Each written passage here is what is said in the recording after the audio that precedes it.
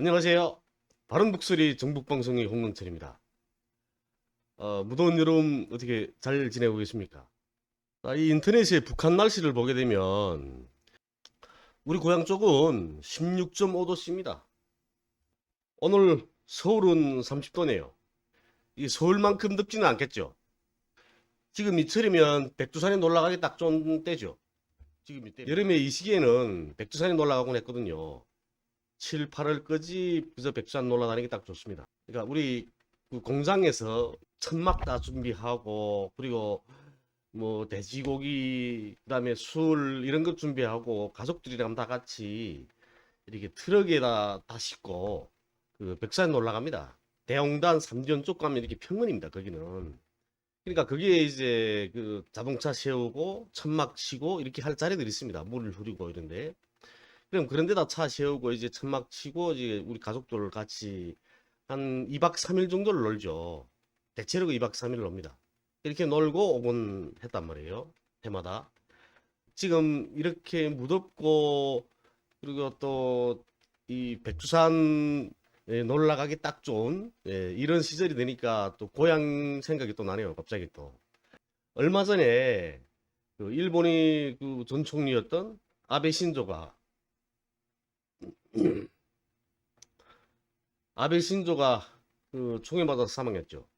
그래서 민주당 쪽에 있는 인사들이 또 조의를 표하고 해서 민주당 당원들한테 그 많이 욕먹은 것 같더라고요. 예, 근데 저는 뭐 참고로 저는 민주당 당원은 아닙니다. 저는. 예, 그렇지만 민주당이나 정의당, 뭐 노동당, 녹색당, 예, 어쨌든 진보당 이런 분들 올바른 정책들에 대해서는 저는 지지를 합니다. 저는 누굴 이렇게 비판적으로 보는 건 아니거든요.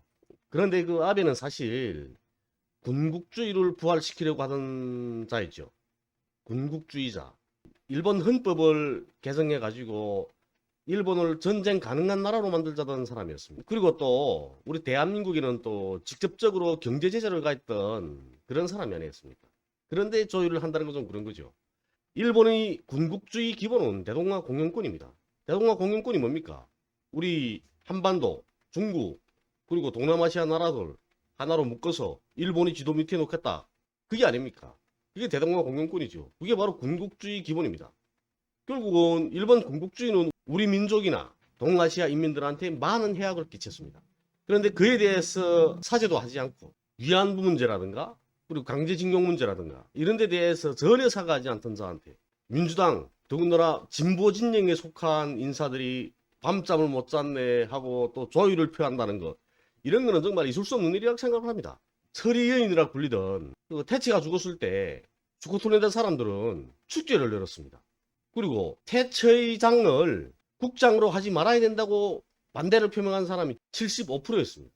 물론 여론조사긴 하죠. 그렇지만 75%가 반대를 했습니다.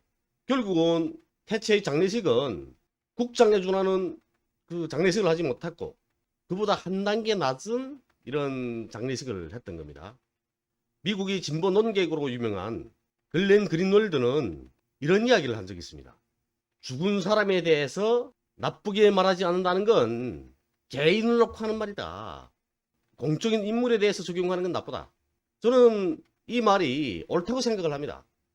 물론 저도 폭력은 그 어떤 경우에도 정당화될 수 없다. 이렇게 저는 이야기하고 있는 사람입니다. 그렇기 때문에 아베 피격에 대해서 옳은 일이다. 잘된 일이다. 이렇게 말하지는 않습니다. 그렇지만 공적인 사람이 죽음에 대해서는 올바른 평가를 해야 된다는 거죠. 아베 피살범이라고 말해야 되죠. 그 사람이 그 아베를 피살한 이유가 있더라고요. 그건 통일교하고 관계되어 있는 겁니다. 그런데 그 사람이 이런 이야기를 했더라고요. 그 사람이 어머니가 통일교에 빠져서 많은 액수의 재산을 통일교에 기부를 했고 그 누이 동생을 데리고 사라졌다고 합니다. 그래서 통일교에 이렇게 반감을 품게 됐고 그래서 통일교 교주를 쏘려고 했었는데 통일교 교주는 공식적인 장소에 나타나지 않으니까 통일교 교주의 가장 측근인 일본 자민당 대표격 인사인 아베를 쏘게 됐다. 이렇게 이야기를 했다고 합니다. 그렇게 함으로 해서 통일교가 많은 사람이 지탄을 받을 수 있도록 이렇게 여론을 이끌어내려고 했다. 아마 이런 뜻인 것 같습니다. 그래서 통일교에 대한 이야기, 북한에서 통일교를 어떻게 보는가 여기에 대해서 이야기하려고 합니다. 91년도경에 통일교의 문선명 교주가 북한을 방문하게 되죠. 그 당시에 저는 경성고등물리전문학교에서 공부를 하고 있을 때였습니다. 그런데 대대적으로 북한에서도 홍보를 했죠. 방송을 하고. 그 문선명 교수의 고향은 평남북도 정주시입니다. 그러니까 현재 주소로 말하게 되면 평남북도 정주시 원복리죠. 자, 여긴데요. 평남북도에는 시가 3개 있습니다. 여기 신의주시, 그리고 또 구성시, 정주시 이렇게요. 그런데 이 정주시 같은 경우에는 94년도에 시가 됐습니다. 그 전까지는 군이었거든요. 정주군이었습니다. 왜 94년도에 정주시가 됐냐면 문선명 교수가 북한을 방문해서 김일성 주석을 만나게 됩니다. 김일성 주석을 만나서 어떤 이야기를 하냐면 내 고향을 좀 잘 꾸려달라고 부탁을 하죠. 그러니까 통일교에서 직접적으로 이렇게 그 지원하는 돈을 가지고 북한에서 정주시를 꾸려주기로 약속을 합니다. 김일성 주석하고 문선명 교수가 형님 동생 하는 사이였거든요. 그래서 김일성 주석이 지시를 하죠. 정주시 꾸려주라. 그렇게 하고 앞으로 이 많은 관광객들 그리고 또 통일교 교인들이 문선명의 고향을 찾을 수 있도록 해라. 지시를 했습니다.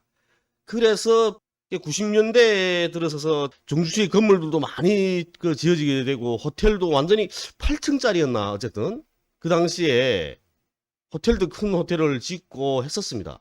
근데 제가 이제 가본 지 이제 너무 오라니까 잘 생각이 안 나는데 문선명 교수의 고향이 원복리인데 이쪽이 어디거든요. 제가 지금 잘 기억이 안 납니다. 이렇게 94년도에 정주가 군에서 시로 승격되면서 그 전에 벌써 정주시를 꾸릴 때 대한 그런 지시들이 내려오고 많은 건설들이 벌어졌습니다. 그러다 고난행군 들어서게 됐고 그때부터 그다음에 주춤하기 시작했죠.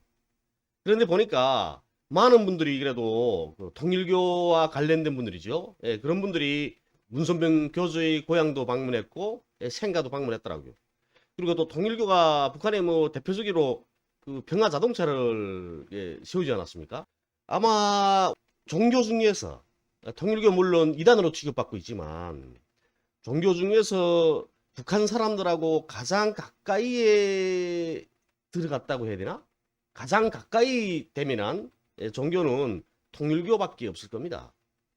북한 사람들하고 가장 친근하다고 해야 될까요? 예, 가장 가까이 접근한 종교죠. 근데 제가 오늘 그 방송을 하려고 막 준비를 하다 보니까 그 블로그에서 의미 있는 글 하나 본 적이 있었습니다. 통일교와 관계되시는 분이더라고요. 그러니까 그분이 북한에 가서 문선명 교수의 그 생가도 가봤고 이렇게 하신 것 같습니다. 그래서 제가 그 사진을 캡처해서 지금 보여드리려고 하거든요. 그분이 블로그에 올리신 글 중에서 제가 의미 있는 그 부분을 하나 땄거든요. 이게 보면 개인이 묘지를 허용하지 않는 북한이라고 했었습니다. 그런데 오래전에 죽은 문선명 씨 부모의 묘소가 그런 모습으로 보존되고 있다는 사실은 놀랄 일이 아닐 수 없었다. 혹시는 특정한 목적이 있어서 이렇게 없어진 묘지를 비슷한 위치에 겉모양만 복원해 놓은 게 아닐까 하는 생각이 들 정도였다고 합니다. 그러니까 이 부분은 우리 남한 사회가 얼마나 오랫동안 북한에 대한 잘못된 선전을 계속해서 해왔는지 여기에 대한 이런 대표적인 실례가 아닐까 싶습니다.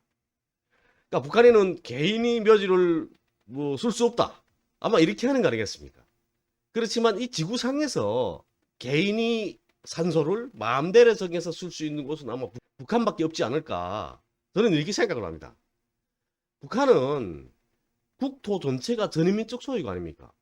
그러니까 내가 묘지를 어디에 쓰든지 간에 국가는 상관하지 않는 겁니다. 다만 내가 묘지를 쓰는 그곳이 이제 개발구역이라거나 그리고 또 뭐 공원으로 조성된 곳이라거나 어쨌든 그런 곳이 아니면 되는 거죠. 북에서 예전에 이런 일이 있었던 적도 있습니다. 이건 북한에서 개국교양을 할 때 하는 이야기입니다. 아버지가 돌아갔는데 아들들이 아버지 묘를 산 꼭대기에 쓴 겁니다. 거기로 지금 사람들이 지금 동원돼서 그 관을 밀고 올라가야 되는 거 아니겠습니까? 그래서 올라가면 사람들이 물어봤죠. 야, 저기 묘 쓸 자리들이 하도 많은데 하필이면 이 산 꼭대기에도 아버지 묘를 썼나 물어봤습니다. 그러니까 그 아들이 하는 말이 아버지가 사망해서라도 자기 땅을 굽어보면서 살 수 있도록 하자고 그래서 산 위에 올라간다 이렇게 말했다는 겁니다. 근데 그 아버지로 말하면 지주의 아들이었던 겁니다.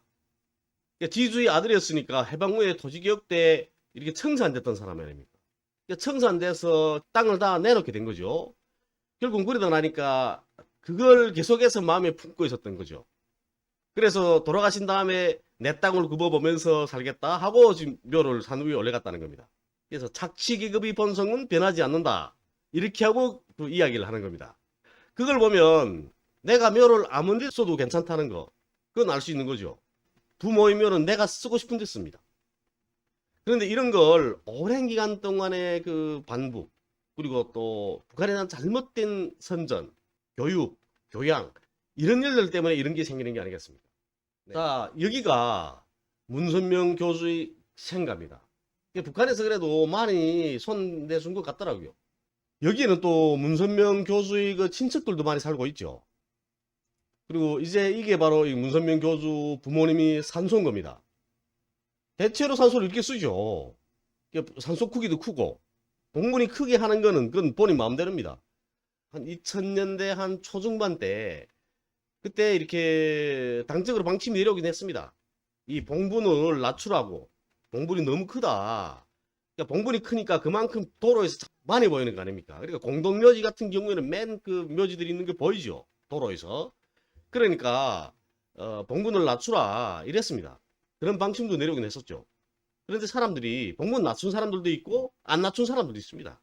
저희 아버지 묘 같은 것도 안 낮췄습니다. 봉분을. 시킨다고 해서 다 하는 거 아니거든요. 우리 아버지 묘를 내 마음대로 하는데 무슨 국가에서 당에서 이래라 마라 하나 이렇게 이야기를 합니다. 그래서 저희 아버지 묘도 이렇게 봉분이 다 높습니다. 우리도. 물론 이 통일교가 이단으로 이렇게 비난받고 있지만 북쪽 사람들한테는 그래도 통일교가 가까이에 있습니다. 통일교가 북한에 많은 걸 투자를 했고요. 그리고 북한 사람들 속에 들어가기 위해서 많이 노력을 했다는 거죠. 그래서 북한 사람들은 통일교에 대해서 이렇게 나쁜 감정을 가지고 있지 않습니다. 오늘은 이렇게 그 아베 신조 전 총리 이 사망과 관련돼서 그 총을 쏜 사람이 통일교에 대한 이야기를 했기 때문에 오늘은 이런 통일교에 대한 간단한 이야기를 해봤습니다. 방송 시청해 주셔서 감사합니다.